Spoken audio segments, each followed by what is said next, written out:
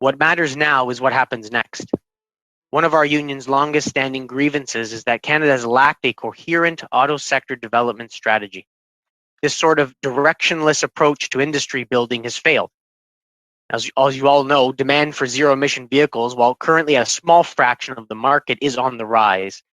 Analysts expect light-duty sales of EVs will make up nearly 60% of new car sales globally by 2040.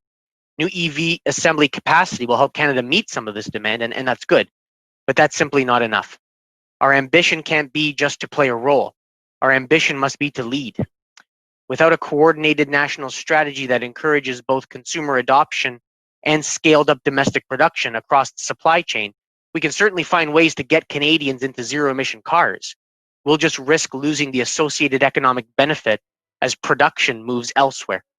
An effective strategy has to synchronize vehicle sales incentives with demand-side infrastructure programs, including charging stations and incentives to expand the consumer market.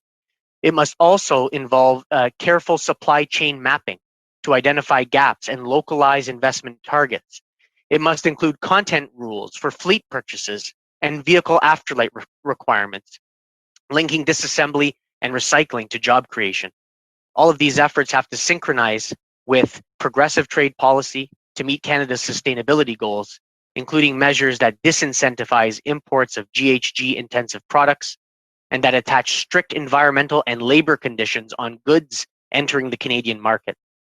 What I've outlined here is just some starting point suggestions.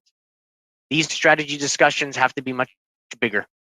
However we approach this, governments have to understand that they have a role to play.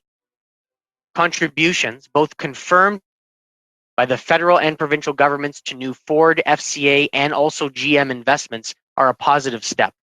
That's the price of coffee in a world where lucrative investments like this are in short supply.